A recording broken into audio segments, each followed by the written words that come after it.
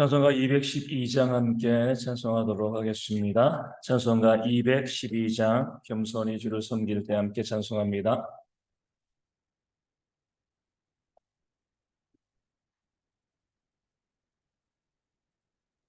찬송가 212장입니다. 함께 찬양하겠습니다. 겸손히 주를 섬길 때 괴로운 일이 많으나 구주 연애 주사 잘 감당하게 하소서. 인자만을 가지고 사람을 감화시키며 갈 길을 머리를 잘 인도하게 하소서. 구주의 귀한 인내를 깨달아 알게 하시고 굳건한 믿음 주셔서 늘 승리하게 하소서. 장래의 영광 비추사 소망이 되게 하시며 구주와 함께 살면서 참 평강 얻게 하소서. 아멘. 사도신경으로 우리의 신앙을 함께 고백합니다. 나는 전능하신 아버지 하나님 천지의 창조주를 믿습니다. 나는 그의 유일하신 아들 우리 주 예수 그리스도를 믿습니다. 그는 성령으로 잉태되어 동정녀 마리아에게서 나시고 본디오 빌라도에게 고난을 받아 십자가에 못 박혀 죽으시고 장사된 지 사흘 만에 죽은 자 가운데서 다시 살아나셨으며 하늘에 오르시어 전능하신 아버지 하나님 우편에 앉아 계시다가 거기로부터 살아있는 자와 죽은 자를 심판하러 오십니다. 나는 성령을 믿으며 거룩한 공교회와 성도의 교제와 죄를 용서받는 것과 몸의 부활과 영생을 믿습니다. 아멘. 고린도후서 10장 2절 말씀을 함께 봅니다. 고린도후서 10장 2절 말씀입니다.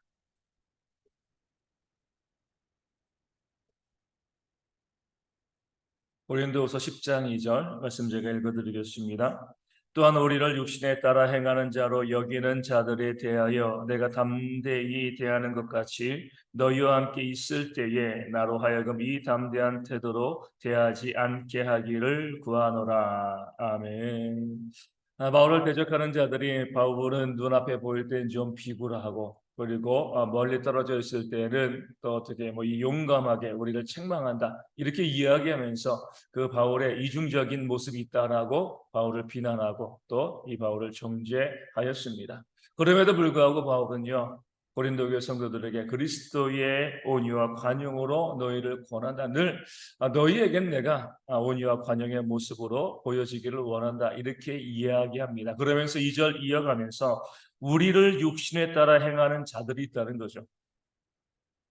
자로 여기는 자들이 있다는 거죠. 사도 바울과 그 일행에 대해서 그들은 육신을 따라 행하는 자들이야 이렇게 이야기하는 거죠. 비방하는 겁니다. 육신을 따른다는 것은 뭐죠? 자기 개인의 이익을 추구하고 또 자기 중심적으로 그렇게 목회한다. 또 교회를 세우고 또 우리를 이끌어간다. 이렇게 비방하는 그런 사람들이 있었던 겁니다.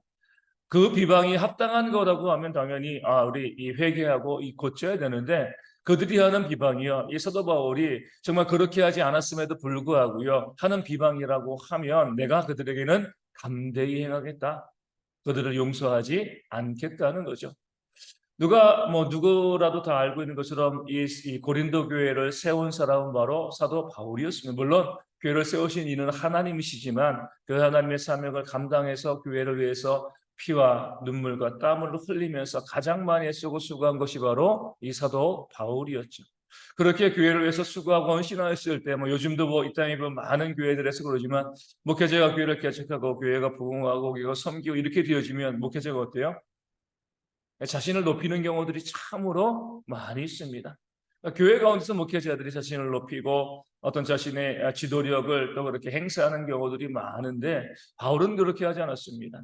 교회를 위해서 그 모든 것을 다 쏟아붓고요, 피와 눈물과 땀을 흘리면서 교회를 섬기고 또 세워가고 또 교회에 부담이 될까봐 살해받지 않고 수고하고 헌신하는 그런 모든 열정과 또 사랑을 고린도 교회 가운데 보여주었습니다. 그렇게 헌신하고 수고하고 또 교회를 위해서 애쓰면서도 결코 자신을 높이지 않는 그런 모습, 겸손히 교회를 섬기는 그런 모습이 이 사도 바울 가운데 있었죠. 그러니까 어때요? 바울이 그 지도력을 가지고 있으면서 그 교회를 세우고 교회 대표적인 인물임에도 불구하고요, 철저히 자신을 낮추고 또 겸손히 교회를 섬기니까 그 사도 바울을 대적하는 자들, 그 사도 바울의 어떤 그 지도권을, 그 리더십을 탐하는 자들이 생겼습니다. 교회 일반 성도들이 아니죠. 그 교회 나름대로 유력하다고 하는 자들이요, 사도 바울, 우리가 그 사도 바울이 갖고 있는 이 위치, 저 지도권, 권력이라고 하기 좀 그러지만 저 권위를 우리가 가졌으면 좋겠다. 우리가 그 사도 바울 대신하여 저 리더가 되었으면 좋겠다. 이런 마음을 갖는 사람들이 있었습니다.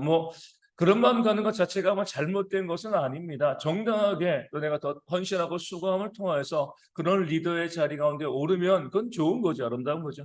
그런데 그 사도 바울이 그 겸손하게 그들을 섬기고 있는 그런 모습을 이용해서 이 오늘 말씀에 나와 있는 것처럼 사도 바울을 비방하고 또 정죄하는 것으로 사도 바울을 그 위치 가운데 쫓아내고요, 자신들이 그 리더가 되려고 하는 그런 사람들의 교회 가운데 있었던 거죠. 부당한 방법을 쓰는 거죠. 그러했을 때 내가 그들에게는 담대히 행하겠다. 그들에 대해서 내가 용서하지 않겠다. 이렇게 사도 바울이 말하고 있는 겁니다. 이런 것들은요, 지도력에 대한 이 도전들은, 이 부당한 도전들은 성경에 하나님의 일꾼들에게 늘 있어 왔던 부분들입니다. 우리가 보는 것처럼 사도 바울에게 무슨 흠잡을 것이 있겠습니까? 물론 그도 인간이기 때문에 부족한 점이 있었겠지만 최선을 다해서 섬기고 사랑했지만 그의 겸손한 태도가 오히려 그 사도 바울을 대적하는 자들의 공격의 빌미가 되어진 거죠. 이 모세도 마찬가지입니다. 온유함이 지면에서 가장 승한 사람이다. 이렇게 성경에 말씀하고 있습니다. 그렇게 온유한 자로서 하나님께서 그 백성들이 반역하였을 때 모세가 어떻게 한 거죠? 두 번이나 이렇게 이야기합니다. 차라리 내 이름을 생명책에서 지어주시고 저들을 하나님 구원해달라고. 그만큼 백성을 사랑하는 그런 모세의 모습이 있었고요. 온유함으로 그 백성들을 섬기고 또 40년간 그 힘들고 어려운 직무를 감당해 나갔습니다. 그러할 때에 그 모세가 이렇게 진실하게 그 온유함으로 백성을 섬길 때 그 온유함의 빌미를 가지고요, 모세의 권위에 도전하는 자들이 생겨났습니다. 다시 말씀드리지만 정당한 도전은 언제든지 아무런 문제가 없는 거죠. 부당하게 도전하니까 또 비방하니까 문제가 발생하는 거예요. 그 모세의 권위에 대해서 내가 모세보다 더 높다, 그 모세의 리더십을 내가 갖고 싶다라고 도전한 사람들 대부분은 누구죠? 모세 곁에서 모세와 함께 그 모세를 위해서 수고했던 그런 사람들입니다. 민수기 12장을 보면 가장 먼저 모세에게 도전했던 사람들 두 사람이 나와요. 누구죠? 바로 아론과 미리암입니다. 대제사장 아론과 또 모세의 누인 미리암, 모세의 이 누나와 형이 되어지는 거죠. 모세가 아내가 죽고 난 다음에, 십보라가 죽고 난 다음에 또 구스 여인을 아내로 취하게 되어집니다. 그러할 때에 아론과 미리암이 그 핑계를 가지고요, 모세의 자리를 탐하기 시작했습니다. 이렇게 이야기하는 거죠. 여호와께서 모세와만 말씀하셨느냐, 우리와도 말씀하지 아니하셨느냐, 이렇게 이야기하는 겁니다. 우리도 하나님과 말하는 자이다. 하나님께서 모세와만 이야기한 것이냐, 우리도 하나님과 이야기하는 자이다. 아마 아론은 그런 생각도 있었을 거예요. 내가 형인데, 그렇죠? 내가 형인데 내가 언제까지 동생 밑에서 내가 이렇게 이 봉사하고 섬겨야 되겠는가? 이제 나도 모세가 40년 동안 이 지도적인 위치에 있는 것이 합당한가? 나도 그 지도적인 위치에 올라가고 싶다. 그 대권에 대한 야망을 이 아론이 드러낸 겁니다. 그리하였을 때에 그런 야망이 하나님 보시기에는 비방인 거죠. 모세가 잘못한 것이 없음에도 불구하고요, 그 모습에 대해서 비방하고 또 그 자리를 차지하기 위해서 모세를 공격하는 그런 모습을 보였습니다. 그럴 때 하나님께서 아론과 미리암을 심판하십니다. 미리암에게 무엇이요? 나병이 들게 하신 거죠. 정당하지 않으니까 그 자리를 탐하고 또 수고하고 애쓰는 자를 비방하고 정죄하였을 때 하나님께서 그 모세의 누이 이 미리암에게 이 문둥병이 나병이 들게 하심으로 그들이 잘못되었다는 것을 말씀하고 또 그들을 깨우쳐 주셨습니다. 그리고 나서 민수기 16장에 가면 또 레위족 속인 고라 일당이요, 또 모세에게 또 대항하기 시작합니다. 그들이 이렇게 이야기합니다. 모세를 향해서 분수에 지나도다. 네가 뭔데 그런 지도력의 위치를 그렇게 가지고 우리를 다스리느냐? 그냥 모세에 대해서 대항하게 되어지는 거죠. 나도 레위 족속이고 모세 너만 높냐? 우리 같은 족속인데 내가 분수에 지나치다. 이렇게 모세를 향해서 공격하게 되어집니다. 그러면서 또 이렇게 이야기하죠. 우리를 가나안 땅으로 인도하지 않고 왜 이 광야에서 죽게 만드느냐? 모세의 잘못인가요? 백성들이 12정탐꾼의 그 정탐보고 10명의 정탐꾼들의 부정적인 보고를 듣고요, 애굽으로 돌아가려고 했기 때문에 하나님께서 그 백성을 광야에서 40년간 그렇게 교육시키신 것이지 모세 때문에 그런 게 아니잖아요. 그럼에도 불구하고 모세가 지도적인 위치에 있다고 해가지고 우리가 가나안 땅에 들어가지 못하고 이 광야에서 헤매고 있는 것이 모세 너 때문이야, 너의 문제야, 네가 우리를 해서 죽게 만든다, 그렇게 이야기하면서 모세를 비방했습니다. 정당한 문제 제기가 아니라 자신이 모세의 위치에 올라가기 위해서 모세에게 수고하고 애쓰는 자에게 수고하고 애쓴다 위로하고 격려해 주지 않고요, 오히려 그를 비방하고 또 정죄하고 그 지도력을 탐냈을 때 하나님께서 그들의 문제 제기가 부당하다 이렇게 보시고 이 고라 일당들은 어떻게 하셨습니까? 지지로 땅이 갈라져서 그들 모두를 땅에 삼키는 그런 하나님의 진노를 그들 가운데 임하게 하신 거죠. 모세도 그러고요, 바울도 그러고 우리가 봤을 때는 뭐 흠잡을 것 없는 그런 탁월한 하나님의 인물들입니다. 물론 사람이기 때문에 부족함이 있지만 그들만큼 수고하고 헌신하고 그 백성을 사랑하는 그 모세와 이 사도 바울 둘 다 똑같은 이 고백을 했잖아요. 앞서 모세도 이 백성을 위해서 내 이름이 생명책에 지어지기를 바라는 그런 마음으로, 바울도 어때요? 이스라엘 백성들이 구원을 받기 위해서라면 내가 구원받지 못해도 좋다 이렇게 이야기할 정도로 그 백성들을 사랑하고요, 교회를 사랑하면서 철저히 자신을 낮추고 겸손하고 온유하게 교회를 섬겨가는 그런 인물들이었습니다. 그럴 때에 그 공동체 가운데서 그 겸손과 온유함을 빌미로 해서 그들의 리더십에 도전하는 자들이 나타나게 되어진다는 겁니다. 그들이 수고하고 애쓰고 눈물과 피와 땀을 흘린 것 다 부정해버리고요, 그들을 비방하고 정죄하면서 그 위치를 탐하는 그런 사람들이 있다는 거죠. 그럴 때에 하나님께서 모세의 위치를 탐했던 자들을 벌하신 것처럼 바울도 똑같이 이야기합니다. 내가 온유함으로 관용함으로 그렇게 교회를 섬기고 계속 유모와 같은 마음으로 너희를 섬기지만 그러나 나를 비방하고 우리로 육체로 행한다라고 여기는 자, 그렇게 비방하는 자들, 합당하지 않는 그런 정죄를 하는 자들이 있으면 내가 그들에게는 담대할 것이다. 그들에 대해서는 내가 단호하게 이야기하고, 그러면서 고린도 교회 성도들에게 이야기합니다. 너희와 함께 있을 때에 나로 하여금 이 담대한 태도로 대하지 않게 하기를 구하나 너희도 그렇게 하지 말라. 거기에 요동되지 말라는, 늘 온유함으로 관용함으로 너희에게 다가가고 싶지만 헛된 비방을 가지고 우리를 비방하고 정죄하고 그런 지도권에 대해서 잘못된 도전을 하게 되어지면 내가 너희에게도 담대하게 나아가지 않겠느냐. 어쩔 수 없이 그렇게 할 수밖에 없다는 거죠. 그렇게 하지 아니하도록 늘 너희에게 온유와 겸손의 모습으로 섬기는 그런 자들이 되어질 수 있도록 너희가 협력해 달라. 그런 부탁의 말을 우리 고린도 교회 성도들에게 지금 전하고 있는 겁니다. 오늘 우리도 마찬가지입니다. 이 사회도 그러고요. 이 교회도 그러고 사람들의 공동체이기 때문에 우리가 다 동일한 모습을 우리가 보이고 있는 거죠. 어떤 모습이 있냐면 힘으로 강압적으로 교회나 공동체를 나라를 이끌어가는 사람들이 있으면 그 앞에는 이제 머리를 조아리고요. 그들의 지도권에 대해서 도전하지 않습니다. 온유함으로 겸손으로 이 교회를 섬기고 또 이 공동체, 나라 공동체를 섬기는 그런 사회를 섬기는 그런 사람들이 있으면 헛된 비방을 가지고요. 그들의 자리를 탐하고 공격하고 또 정죄하는 그런 모습들이 이 교회건 세상이건 언제든지 있을 수밖에 없는 거죠. 어리석은 모습이 되어지는 겁니다. 우리가 어떤 공동체를 섬기건 정말 중요한 것은 공의입니다. 정의.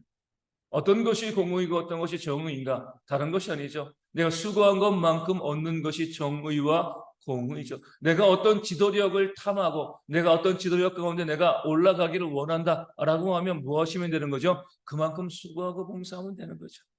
사도 바울처럼 피와 눈물과 땀을 흘려서 공동체를 섬기면 자연히 그 위치에 올라가게 되어지는 겁니다. 그런데 나는 피와 눈물과 땀 흘리지 아니하고 수고하고 애쓰지도 아니하고 오히려 피와 눈물과 땀을 흘리면서 섬기고 있는 그런 겸손한 일꾼들을 비방하고 정죄하게 되어지면 하나님의 심판이 임할 수밖에 없는 거죠. 공동체건 사회건 우리 교회건 마찬가지입니다. 정말 하나님께서 원하시는 하나님의 일꾼들은요, 그 손과 발에 있는 거죠. 얼마나 수고하고 얼마나 애쓰고 있는가, 얼마나 그 공동체를 위해서 봉사하고 섬기고 헌신하고 있는가, 이게 그들의 수고의 진정성을 보여주는 겁니다. 더 중요한 것은요, 그렇게 수고한 자들을 알아주고 또 인정하고 함께 협력할 때 교회 가운데 더욱더 바른 섬김과 봉사의 모습이 나타날 수 있게 되어지는 줄로 믿습니다. 하나님은 우리로 하여금 섬김과 헌신의 삶을 살아가기를 원하시고 또 그것이 우리 공동체 가운데 온전히 써지기 위해서는요, 그렇게 수고한 자들을 인정하고 또 알아주고 또 위로하고 격려하는 그런 모습이 있을 때 교회에 더욱더 많은 헌신과 또 봉사와 회복의 모습이 일어나게 되어질 줄로 믿습니다. 교회가 그런 모습 되어질 수 있도록 또 무엇보다도 우리 모든 성도들이 우리가 말로만 비방하고 정죄하고 옳고 그름을 이야기하는 것이 아니라 정말 내 손과 내 발을 다해서 수고하고